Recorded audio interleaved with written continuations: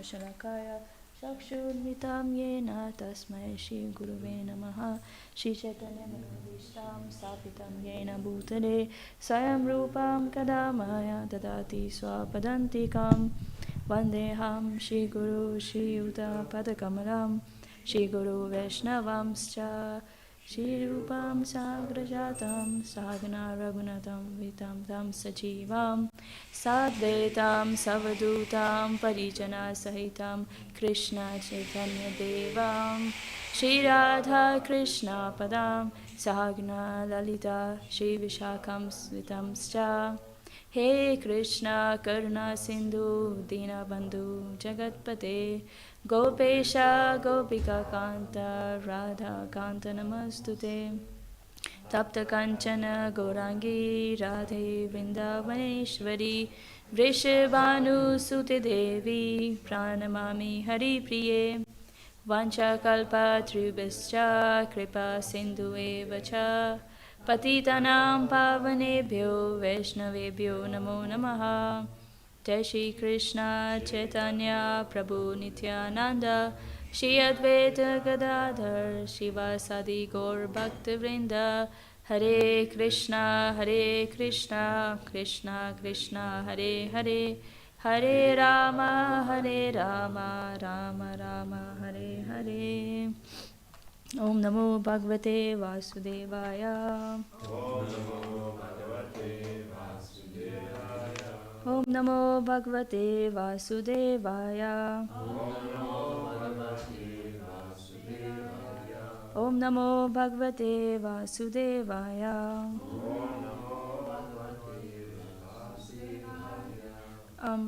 So we will read from Canto 5th, chapter 5 and text 5.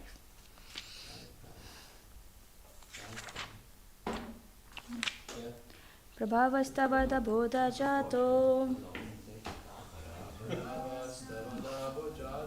Yavana jignasa atma tattvam Yavat kriyastavad idam manovai Karmatmakam yena sharira bandha Prabhavastavada bodha jato Yavana jignasa atma tattvam Yavat kriyastavad idam manovai Karmatmakam yena sharira bandha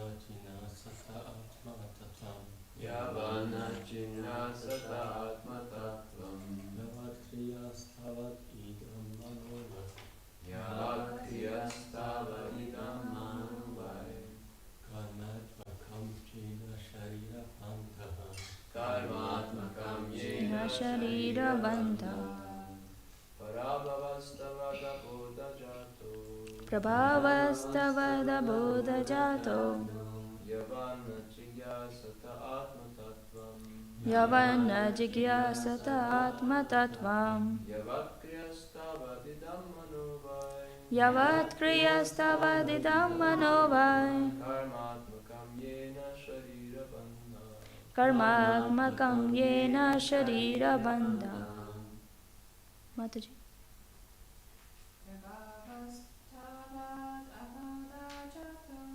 Prabhavastavad abodha jato Yavana jigyasata atma tattvam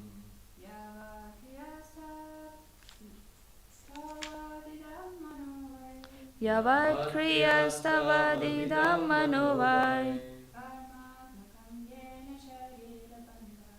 Karmatmakam yena sharira bandham Prabhava defeat misery tavat oh no sorry what's that Prabhava Prabha, defeat and misery. defeat and misery. Tavat, Tava, so long. so long. Abodhajata, Abodhajata, produced from ignorance. produced from ignorance. Yavat, Yavat, as long as. long as. Na, Na, not. na. Jigyasate, Jigyasate, inquiries about. inquiries about. Atma Tattvam, Atma-tattvam, the truth of the self. the truth of self. Yavat, Yavat, as long as. as long as. Kriya, Kriya, fruitive activities. fruitive activities. Tavat, Tavat, so long. so long. Idam, Idam, this. this. Manaha, Mana, mind. mind. By, By, indeed. indeed. Karmatmakam, Karma-kakam, absorbed in material activities. absorbed in material activities. Yena, Yena, by which. by which. Sharira bandha, Sharira-bandha, bondage in this material body. bondage in this material body. Translation and purport by His Divine Grace A.C. Bhaktivedanta Swami Srila Prabhupada. As long as one does not inquire about the spiritual values of life, one is defeated and subjected to miseries arising from ignorance. Be it sinful or pious, karma has its resultant actions. If a person is engaged in any kind of karma, his mind is called karmatmaka, colored with fruitive activity. As long as the mind is impure, consciousness is unclear, and as long as one is absorbed in fruitive activity, he has to accept a material body. Purport. Generally, people think that one should act very piously in order to be relieved from misery, but this is not a fact. Even though one engages in pious activity and speculation, he is nonetheless defeated. His only aim should be emancipation from the clutches of Maya and all material activities. Speculative knowledge and pious activity does not solve the problems of material life. One should be inquisitive to understand his spiritual position, as stated in Bhagavad Gita 4:37, Yathai dhamsi samido agnir. Bhamsamat kurutu Arjuna Jnanagni sarva karmani Bhasmasat kurute tataha. As a blazing fire turns firewood to ashes, O Arjuna, so does the fire of knowledge burn to ashes all the reactions to material activities.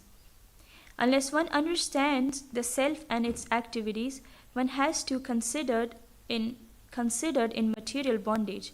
In Srimad Bhagavatam 10:232, it is also said, Ye anya ravindaksha vimukta maninas tva asta bhavad avishuddha buddhya. A person who does not have knowledge of devotional service may think himself liberated, but actually he is not.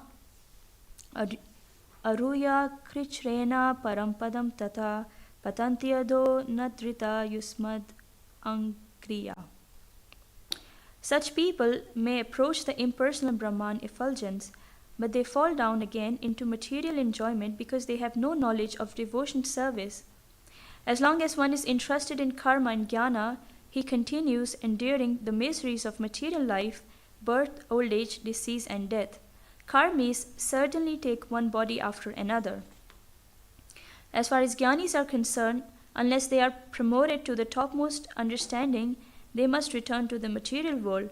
As explained in Bhagavad Gita, Bahunam Jnanamanante Jnanavan Mam Prapadyate. The point is to know Krishna, Vasudeva, as everything and surrender on to him. Karmis do not know this, but a devotee who is 100% engaged in the devotion service of the Lord knows fully what is karma and jnana. Therefore, a pure devotee is no longer entrusted in karma or jnana, anyabhilashita shunyam jnana karmadhyana vritam. The real bhakta is untouched by any tinge of karma and jnana. His only purpose in life is to serve the Lord. Om Vishnu Padaya Krishna Prestaya Bhutale Srimate Pradhananda Swamniti Namne Nama Om Vishnu Padaya Krishna Prestaya Bhutale Srimate Bhaktivedanta Swamniti Namne Namaste Saraswati Deve Gaurmani Pracharne Nirvishesha Shunyavadi Pasyatya Deshatarine. So Hare Krishna, dear devotees. So I was asked to speak. Okay. So I was asked to speak on this verse, and I prepared a little bit. So I was actually hearing this lecture by Srila Prabhupada on this verse, and Srila Prabhupada mentions about Yena Sharira Bandha. So there's a word which is actually highlighted in this verse, which is karmatmakam. Actually, one second.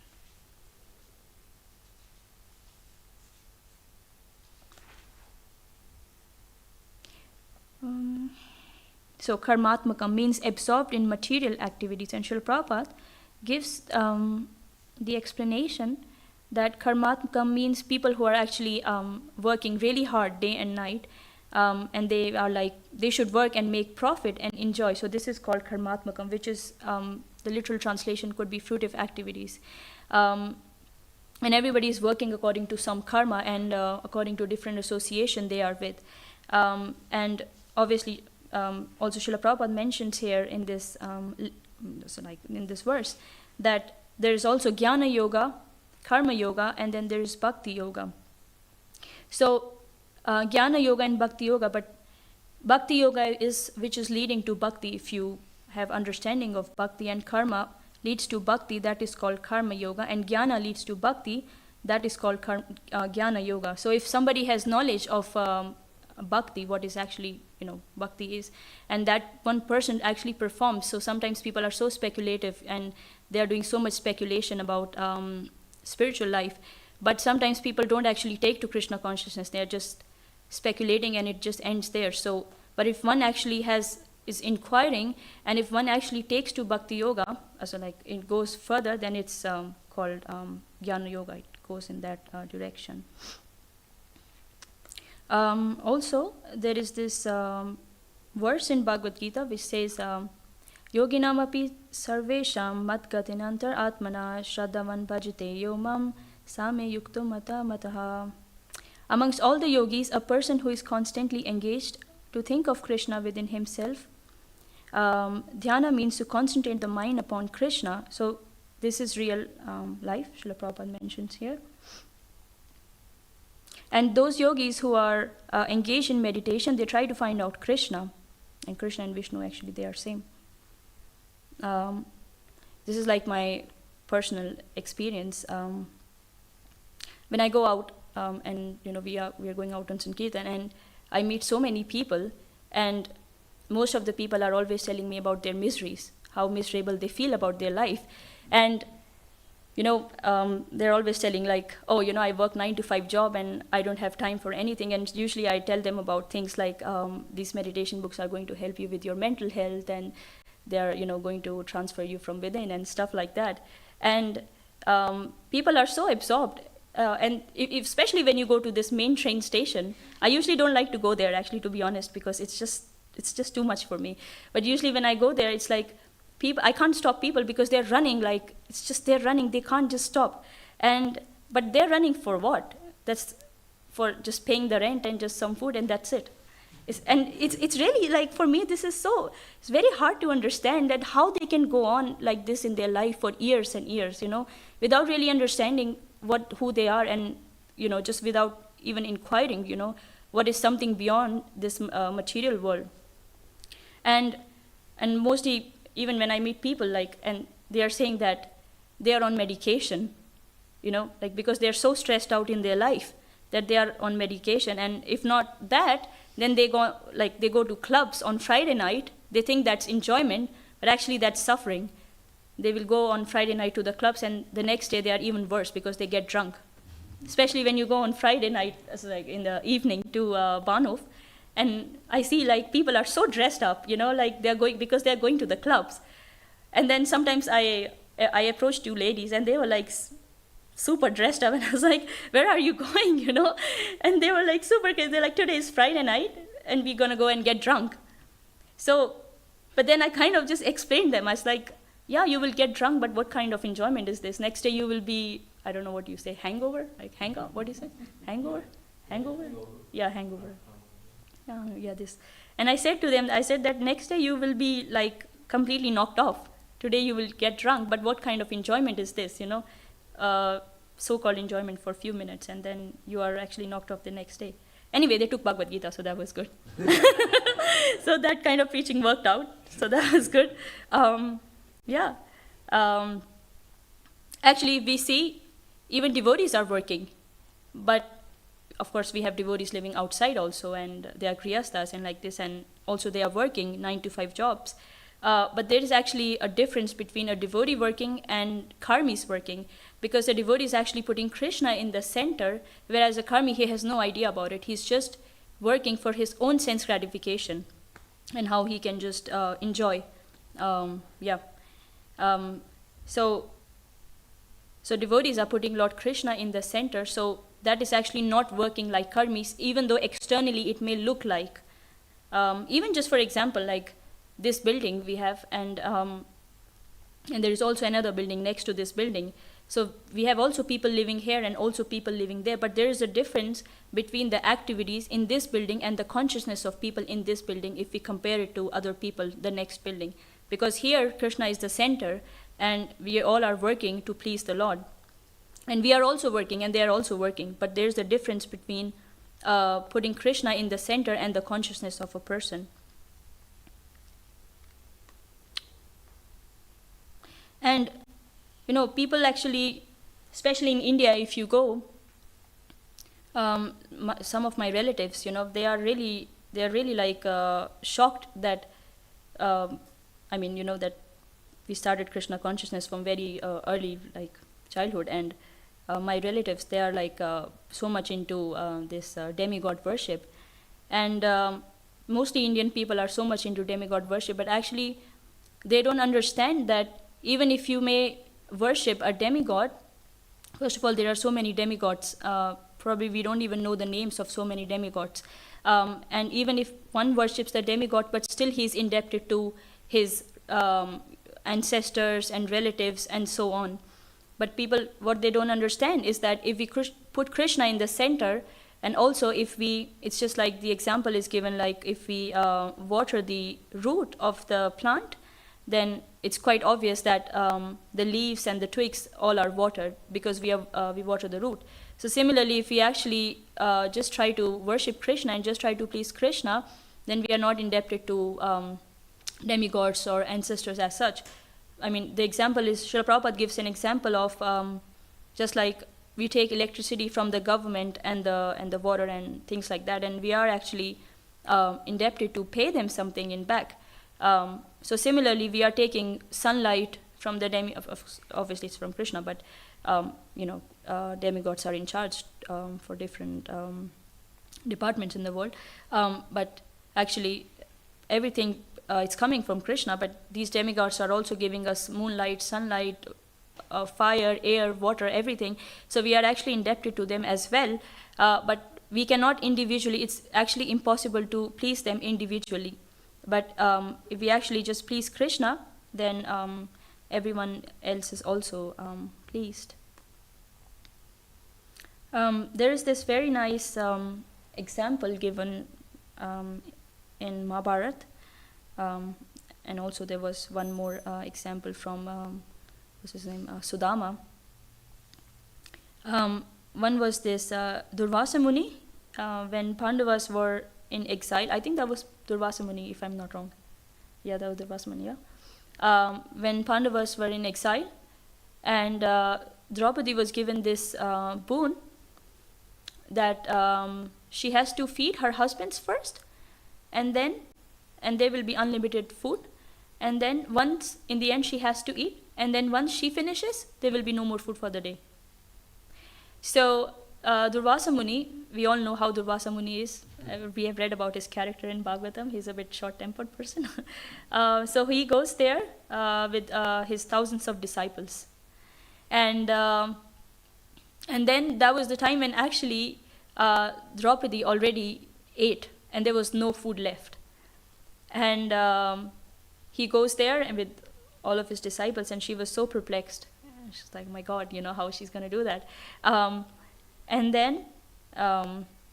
But then he goes to take the bath in Ganga or Yamuna with his disciples. But then Lord Krishna appears on the scene, and she expresses her, problem to him. And then he just takes one morsel of the grain and he eats it. And just by him eating that grain, everyone becomes so full. So when Durvasa Muni and his disciples were taking bath, they were like full like here. And they were so embarrassed to go back to Maharaj Yudhishthir and, eat something. So this is just an example of how just by pleasing Krishna, just when Krishna is pleased, everyone else is also pleased.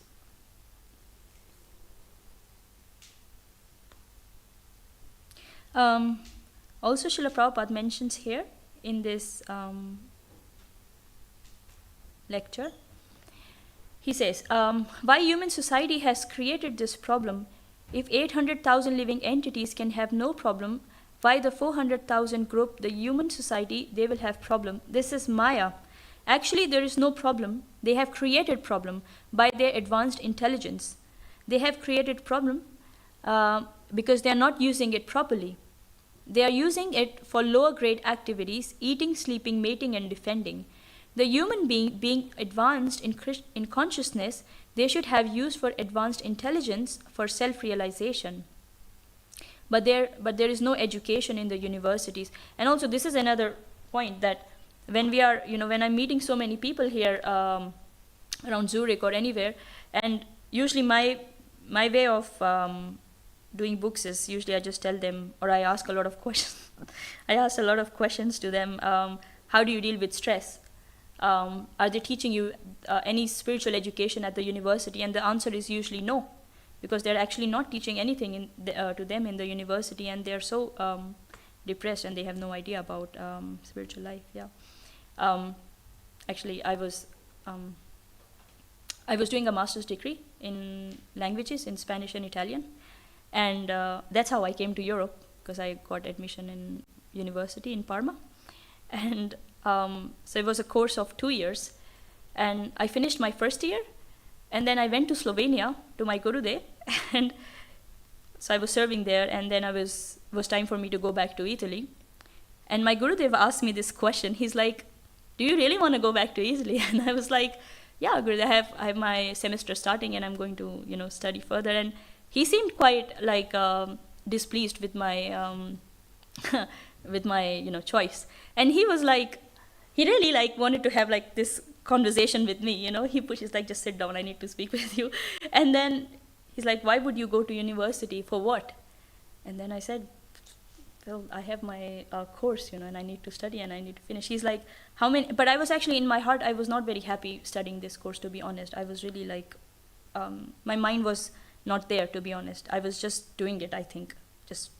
Anyway, so he tells me, he's like, why would you go to university? And he's like, I don't think so that you should go to the universities, because if you go to the university, how many people you meet are even thinking of Krishna? Nobody's thinking of Krishna there. So, and then he told me about his, when he was young, and his temple president, when my Gurudev used to go to university, his temple president actually told him not to continue the universities, because he said that universities are like slaughterhouses. Yeah, they are not teaching anything, actually. And that's true. And then I just gave up the university. I didn't go. I didn't finish my master's. And this was my second time I didn't finish my master's. So yeah. First was in India. I kind of got my mind went somewhere else. I went to Australia, and then I came back, and then I tried again, and I finally gave up now. I don't think so I would do that again. Yeah. So yeah, but if we actually see, the university means something that the students learn there, and then they go out in the world, and then they contribute to their life also, of course, and to the world. So the best university is our temples, actually. Srila Prabhupada has established for all of us, because here we are learning, and then this is even whether we are in ashrams or whichever ashram we are in, and then we are all getting trained here, and then so that we can also go out and share this knowledge with everyone outside. So this is the best university, actually. But even if we have a university education, we can still actually utilize it for Krishna. it's not a problem. Actually. I mean, I have studied like languages. Like I have a bachelor's degree in Spanish language from Delhi University. So, so I can use this education now in Krishna service because when I go out on book distribution, I meet a lot of Spanish people and they take the books. So it was not actually a bad idea to study in the university and get this education, because ultimately if we can use it for Krishna, then everything is just fine. So there is this, I was just reading about this, a music band, maybe, I don't know if you guys know about this, but there is a band called One Direction. Did anyone hear about it? No? Did you hear about it? And I was just reading, like it was shown on Facebook that one of the singers, he just committed suicide. And I was just really, and he was just 31 years old, so young. So I was just like thinking that how important it is that people are so like depressed in this world, and then because they have no education about Krishna consciousness. And people get so caught up in fame and in money and all of these things, but especially these celebrities, but actually they are the people who are most depressed. Actually, if you see this podcast by exactly, and if you see, like, he has all these celebrities he's preaching to, and then they come to his podcast and they all are crying, and then I was just looking at them and feeling like so sad for them. I was like, these people have everything materially situated so well in their life, but because they lack Krishna consciousness and they have no idea, they are just coming and they're just crying on this podcast. And yeah. Yeah, and so this is Maya, actually. So there's a nice verse in Bhagavad Gita. So Devi hesha guna maya mama mayaduratya mam evaya prapadyante maya metam taranti te. This divine energy of mind, consisting of three modes of material nature, is difficult to overcome, but those who have surrendered unto me can easily cross beyond it. But now the question is, those who have surrendered, like how we can surrender to Krishna. So Lord Krishna also says in Bhagavad Gita, we know the famous verse, Sarva dharman parityajya mam ekam sharanam vraj aham tam sarva papebhyo mokshashyami ma sucha. Just abandon all the varieties of religion and surrender unto me. I shall deliver you from all the sinful reactions. Do not fear. But how one can actually, still the question is how one can actually fully surrender to Krishna. So one needs guidance actually to be able to surrender to Krishna. And how one can be guided, that is through the bona fide spiritual master. Lord Krishna also says in Bhagavad Gita this verse, Tadvidi pranipattena pariprashnena sevaya upadekshanti te gnanam gnaninas tattvadarshina. Just try to learn the truth by approaching a spiritual master, inquire from him submissively and render service unto him. The self-realized soul can impart knowledge unto you because they have seen the truth. So one can actually surrender to Krishna by serving his bona fide devotees, his representative. And for us is the spiritual master. And how we know we can please Krishna? When we can please spiritual master, we obviously know we have pleased Krishna. Yeah. So I would just conclude the class. The conclusion is that we have to find out the truth by serving the spiritual master. And also Krishna says in one of the verses that one has to serve the spiritual master without any false prestige and like a menial servant. So yeah, so I think this is it. I just wanted to give like a short class about this. I finished before time. So if anybody has any questions, actually you said like 8:10 should finish or 8:20? Okay, if anybody has any question or comment, or perhaps corrections. I have a question. I'd like to understand the Indians better in terms of... Okay, all the best. Because you're from Delhi and you kind of grew up in this, so especially, you mentioned demigod worship, and how can you tell Indians that, how to convince them that, they should worship Krishna? Okay, we have Bhagavad Gita, that's a good reference, but then do they take other shastras seriously if you tell them? Because we can say, Bhagavad, also about, for example, they all think that Krishna is an avatar of Vishnu, right? Yeah, But exactly. Vishnu is supreme, but Krishna is just an avatar. So, and we can say, yeah, it's in the Bhagavatam, but will they take that seriously? Whenever I speak to Indians, they look at me and they're like, yeah, but you can see they don't take anything seriously. So, what to do with this? How can Yeah, usually they are like, when you approach Indians and you say Bhagavad Gita, even though if they have not read Bhagavad Gita, they're like, yeah, I know. I have read Bhagavad Gita. They're always doing like this, you know. And I always ask them for a shloka. They usually Of course, just because one. Tell me a favorite shloka. How about that? yeah, because they didn't read it. It's just because it's kept in their house and they think that they have read it, but it's actually just lying on in the library, you know. They haven't read it yet. So they are just, because they have this tag of Indian, because that's the problem with Indian people, like, because we have this tag, we are Indians, we think we know everything, but that's not true. And I'm just telling the truth. That's how it is. You know, if you, yeah, and you're right, like if you go to them and ask one shloka, they cannot recite even one shloka. And sometimes they have this even myth in India that it's funny, but this is the myth, like if you keep Bhagavad Gita in your home, that people will start fighting. It's crazy, but they have this kind of myth that there will be a lot of problems in the home, but they're crazy. Like really. And anyway, I usually just, I try to just glorify them. I just say, I think that on book distribution, one thing that I have learned is just glorify people. Because how many people they meet on the street is glorifying them in a day? No one. So I just usually say that, you're from India and you're born in such a good culture and you're so intelligent. And I said, Shri Chaitanya Mahaprabhu says that anybody who is born in India is a very pious person and is a very fortunate person. So, and then it's like, yeah. They get really, like puffed up. They become very happy. And then you just say, this is Bhagavad Gita. Of course, I know you know better. You are amazing, sir. You know better. And this is Bhagavad Gita. Of course, you are doing demigod worship. That's all amazing. But it's also nice if we can add Krishna in our lives a little bit, Just say like this. And usually they take. That's how I do, honestly. Like,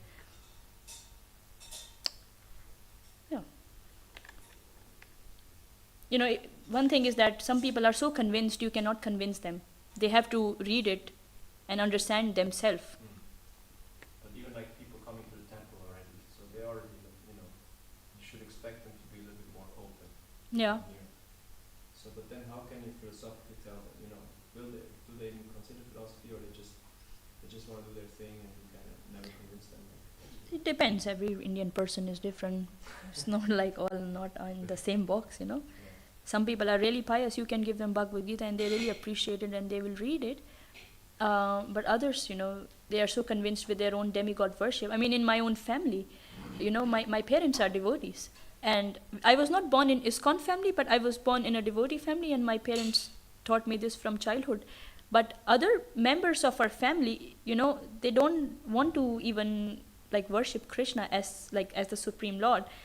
But they just take him, and it's so strange. We have a temple next to our house in Delhi. The strange thing is that there is one Pandit who lives there, like a Pandit, and then so-called, and then my mom went, to the temple because it was Janmashtami that day, and she went to, we have the deities there of Radha Krishna and Lakshmi and Lord Vishnu and like this, and also Lord Ramchandra and all of that, and she went there to to worship there, and she was speaking with this pujari or pandit, whatever, and he was saying to her, she preached him that Krishna is the Supreme Personality of Godhead. She preached him on his face, and he was like, "Are you serious? Krishna is not Supreme Personality of Godhead. He's just a boy who is playing around with girls, And when she came back home, she told me this, and me and my dad, we were just sitting and just looked, we couldn't believe that we heard this.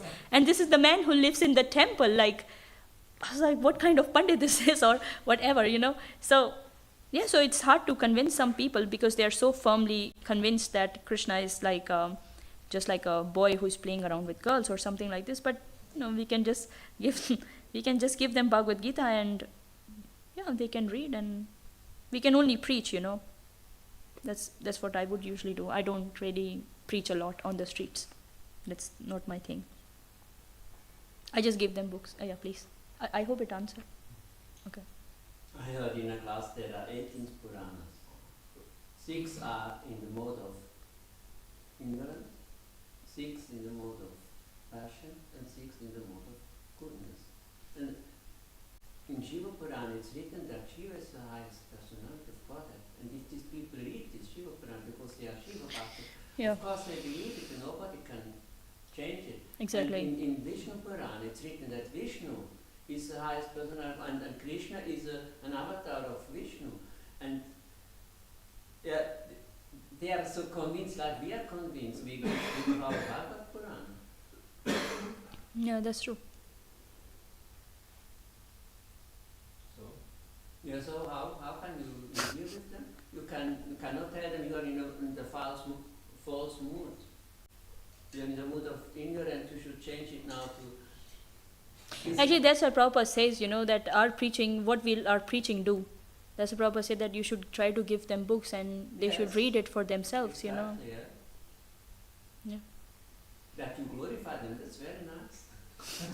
Yeah, you have to glorify them. Yeah, sir, you are the most amazing person I have met in the whole day. You have to to. keep them a little bit. Otherwise, yesterday I was just walking by and I saw Prabhuji, he was distributing, I was with Rama Priya.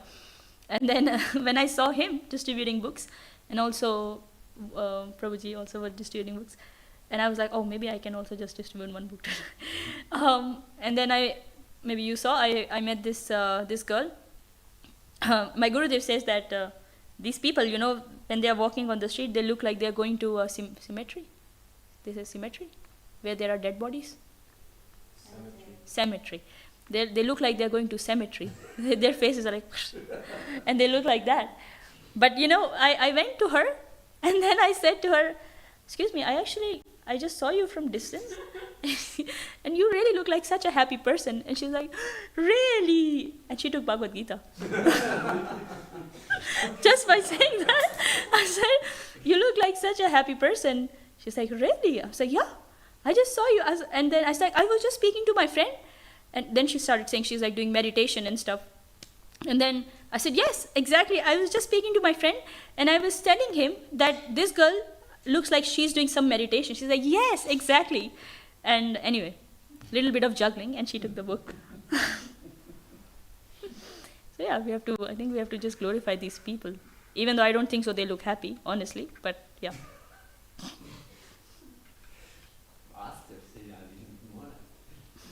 But at least, yeah. Okay, nice.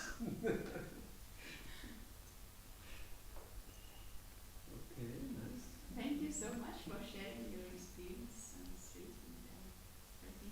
The point where you were telling that your Guru Maharaj said you should not go to university because block houses, I find it quite strong because nowadays, like, if I was asking around, people would, like devotees would, appreciate it also if you go to university. Of course, Yeah. you learn some skills and you can use it in Krishna service.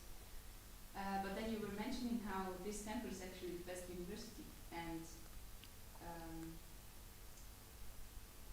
maybe you can elaborate on that a bit, like how seriously we actually should take this temple life and not just hang around doing nothing, because it's like if you're joining the best university, you should learn, and how to do that. Even some, of course, like I also went to universities and many of us went to universities, But if you're... Oh, really? Okay. If you are able to utilize... I think Krishna Prema Prabhu has PhD, yeah? No? I'm very simple person. I'm a chef. PhD in Shastra. Okay, yeah. Okay. If you are going to university and we can, I see also devotees are taking material education, but if they are able to utilize it for Krishna's service, then I think it's all right. I personally think it's all right, Our movement is not, of course, our movement is still growing, and it's still in one sense young, and it's not so self-sufficient in one sense. So obviously devotees also have to, live in this world, so they have to go out and take education to be able to earn for their livelihood. which is obvious, we have to live in this world, we have to be practical also. Because not all our life we will live in the temple. Most of us will move out. So, if we are able to use that education in Krishna's service, then I think it's all right. But yeah, as far as we are in the temple, as long as we are in the temple, we should just try to, read the Shastras. And actually, there is a difference between just reading the Shastras or reciting the Shastras, and then there is another thing, which is we actually apply it in our lives. Then only we can actually live a Krishna conscious life. The meaning of Krishna consciousness is to be conscious of Krishna.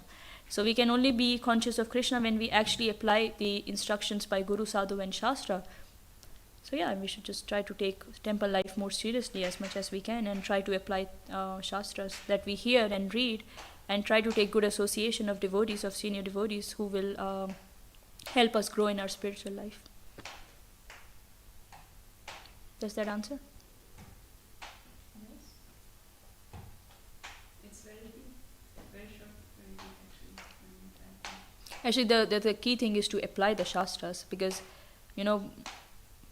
many of us just read the Shastras and we don't apply, and that's why we don't advance in our spiritual life, and it becomes dry. And we also don't read Srila Prabhupada's books. Actually, we can go on for years chanting 16 rounds and doing the process, but if we don't read Srila Prabhupada's books every day, and we can even distribute thousands and millions of books, but if we don't read Prabhupada's books, then we are, our spiritual life at one point becomes really dry. Yeah, I just want to add something, if I can, to this point of studying, because my spiritual master also is quite a strong stance in this. Maybe some of you know. But his point mainly is, I think, as I understand, why they're saying this, why Prabhupada says this, why your spiritual master says, why others say it, is that just to create kind of a counterbalance, because the natural tendency for people is to study or to do education. So that's anyway going to happen. People always going to study, always going to study, but there should be also a focus on giving your life to Krishna like full time, right? So I think they just want to encourage devotees to also give their lives like as much as they can in full time service. That's how I understand it. And of course you can also serve while working, while studying, but it's just you invest so much time that you could also invest in dedicating your life to Krishna. And of course, again, that also then requires like a system where you can really give your life.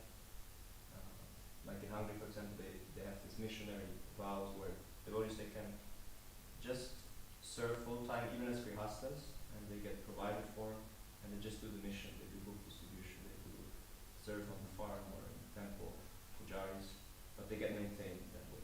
So you don't have to kind of go out. If you want to preach to scientists, Oh my you have gosh. to be a scientist, otherwise they will not accept you. That means you need a PhD, otherwise they will not listen to you. Yeah. This was his guru. Yeah. And the scientists are now our highest people in this world. They are dictating everything actually. Yeah. There is this Mataji in India. She's actually a doctor, and As but a physician, I don't know. I heard about her from one friend. I don't know her personally. because in Switzerland we doctor means mostly physician, and then with PhD is a scientist. Oh, That's what I'm asking. no, she has her own clinic, like that kind of. And she's very also very like older devotee and very nice devotee like this, and she's quite rich, super rich, but she still works as a doctor in her clinic, and she was asked why she works, in the clinic even though she's financially very stable and everything. She said, because I preach with my example, because otherwise people will not take me seriously. They will think that I left everything, I became like I gave up everything and now I'm preaching. But because I set a standard, I preach them with my own example, that even though I'm practicing Krishna consciousness, but I also keep my material life. And because mostly people like this are in the world, obviously not everybody is joining the temple. People are balancing their life outside. So this is also a very good preaching, that you are educated, You are also doing your job, but at the same time, you have also Krishna in your life. And this is how I think is most practical for many people out there. You know, even in my own family, it's quite sad actually, because when you're raised in this way, but your other family members, they always saw me and my parents like really like outdated people. But we really didn't care about this, because we knew that my father was always like telling me, he's like, you just don't worry, he was always very supportive to me. Anyway, but when I grew up, when I went to university, and I was studying and everything, and my family member, because I got more serious actually. I'll tell you, I got more serious when I was around 17 or 18. And I met my spiritual master when I was like 18. I just passed high school and I met him. And that's the point where everything turned for me. Anyway, so, and I was studying, and my relatives never saw me like seriously as such. They always saw, they are just practicing Krishna consciousness. They have no idea about this material world. They are just outdated. You know how people see you as a devotee, like aspiring, whatever you want to call it. They never saw me like so seriously. And then, and I wanted to join the temple when I was like 18 or 19. But then my father told me, he's like, no, don't do this. And I didn't even want to go to uni. He's like, no, go to university, get your education, and work. And I was like, okay. And I actually did what he asked me to do. And then just by doing this, and also I was working in night shifts in one of the companies, I remember. And I was also studying at university still. And I was still chanting my 16 rounds. I was doing all the things simultaneously. And I remember I would go, I had my lectures. Actually, I had a good relationship with my teacher. She was pretty good with me. So sometimes even if I wouldn't go, she would still mark my attendance. And she would still allow me to sit on the exams, in the university. So she was, so I was like going in the night. I had like from 2 p.m. from 4 p.m. and I would come back home 5 in the morning next day. This was my night shift. And I would I would sleep for 4 hours, and then I would run to the university and I would attend my lectures, and then from there I would go to my work. And I would still chant my 16 rounds. This was my schedule for a few years, and I was finished then, of course, But when I did this, my relatives, they actually started taking me a bit seriously. Yes. They were like, okay, she's not just, in spiritual life, not just like, oh, I gave up everything kind of thing. But she's actually also maintaining her material life. And just because I did this, and I just did what my father asked me to do, some of my relatives also became devotees, just by preaching, by your example. Yeah, and they started coming to these concenters and, started performing some sort of devotion service. And before they wouldn't do this. And then I started working in one of the, I'm just saying this for example, not to just glorify whatever, and then I started working in one of the, it was like one top IT company in India, but I was working as a Spanish language analyst. And when I told them that I'm working in this company, they were like, oh, so they were really taken back. So just by example, we can preach others also. And, even if we have university education, I don't think so it's really a harmful thing. Because actually, ultimately, if we are able to utilize in Krishna's service, I don't think so it's any problem.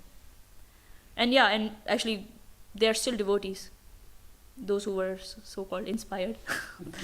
So, yeah, and my father then, he told me, he said, look, I told you. And you did the right thing, so. Yeah.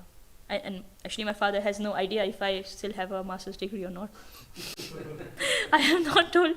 And he keeps asking me, I call him, he's like, what about your master's degree? I was like, I never tell him nothing. I don't say yes, I don't say no. And, I just like, He's like, why do you say every time? I was like, I'm busy, I'll talk to you later. He has no idea that I'm not doing, I hope he's not hearing this lecture. And he has no idea that I gave up my master's degree.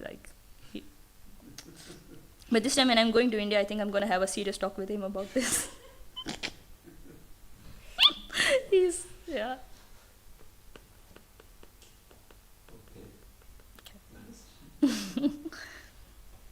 Shrimad Bhagavatam की जय, जय। श्रील प्रभुपाद की जय, Grace Nitya Seva ki Jai. और भक्तवृंद की जय.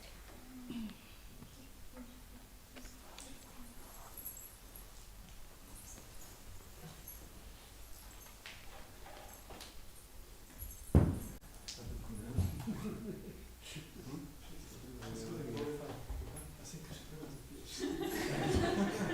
No, I would also buy a book from you.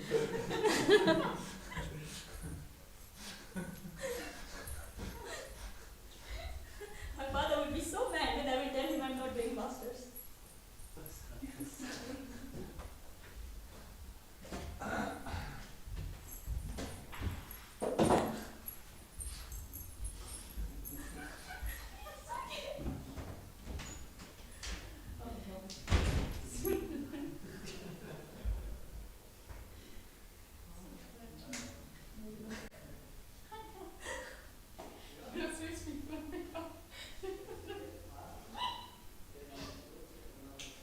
Like that, I hope you're not getting this lecture. Actually, I will not say send him the link to this lecture. He will hear and he will call me for crazy only. Is it okay? But like from the beginning, was it okay? Before the fun started? Yes, of course, man. I like that you share this experiences. I can see.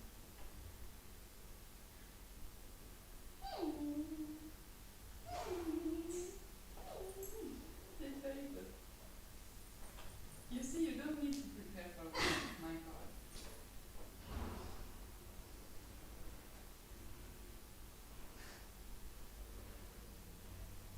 My father really doesn't argue and he really will cooperate.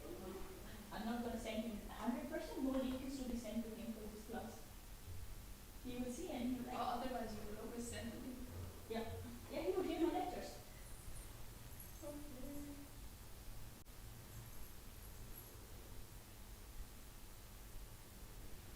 Yeah, this with universities is really great because all the senior degrees actually will come before you finish with university. Yeah, because this is a practical thing. Yeah, of course. And then I asked my education about it, and he never told me you should go on study. But he said learning is always good. You really have to learn something. You can become a pure devotee without education, just not knowing. Yeah, you have to be serious, you have to set yourself goals and things like that. Actually, yeah, this is a place of learning peace. This is the best thing. This is my temple president told me from Slovenia actually.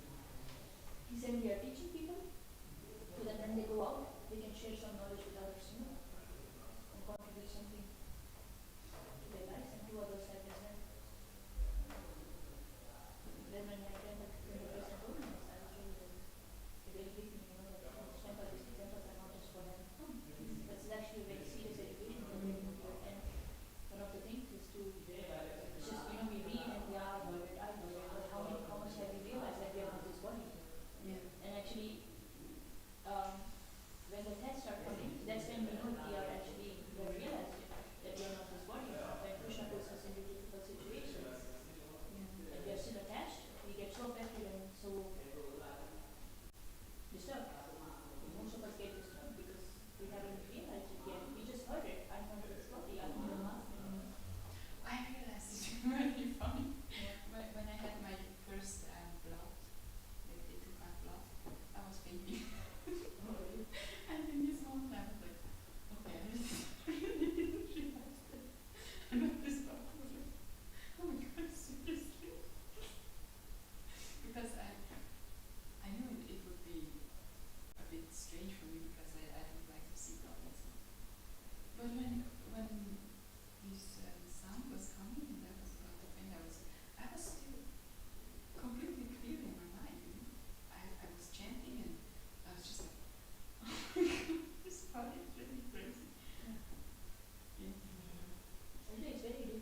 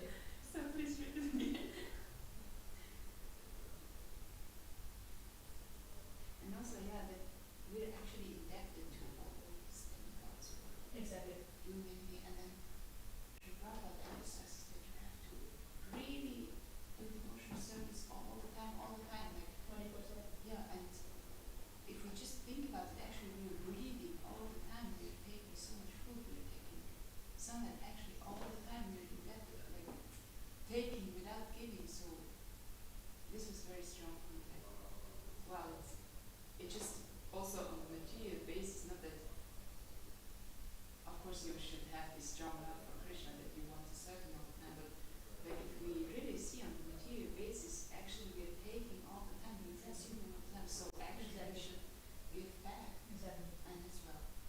Exactly. And then my Gurudev says to me, I forgot to mention that, but when my Gurudev says to me, and I go to his room and he's like, can you sit down? When he says, can you sit down? I said, no, I know that's it's getting serious. No, there's a serious talk going to happen now with him. And then he will start chastising me. Why do you think you know everything? Why do you think that you can do that? May I know? He's like, sorry, may I know why would you do that? He's like, it's just no. I'm like speechless, I can't say a word. That's actually very frustrating. Thank you for your class. You see now, you stopped earlier, but after you spoke 20 minutes more, because it was not in this frame anymore, I have to give this. Yeah, and it's so nice actually. Otherwise, if it's a speak until half past, the time is over, and you are also tired after to continue, you know. Exactly, yeah. Maybe the best thing is to stop at like 1:15. Yeah. And then still have something, if there is no question, still have something. If what's the problem if the class ends early? No problem. Exactly. Prabhupada gave so many classes half an hour. Exactly. No problem. Because in half an hour you can convey so much knowledge. Exactly. And you said we should adopt it. Yeah. You know, and that's enough in half an hour to adopt. Quite nice. Thank you. I actually wanted to just like put the point first, and then because I knew we would discuss, Yeah, So I was just like, let's finish the class and come straight to the point. I wanted to Yes, just put yeah, straightforward points, and then I knew this is going to be a discussion here. Yes, And and otherwise what's the problem? We have time to change. Nothing is lost. Yeah. Thank you. Good. So I kind of Getting there. Oh yeah.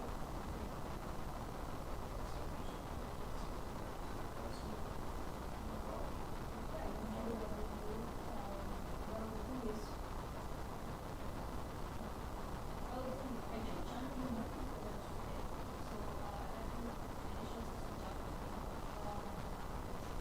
Maybe, actually I will do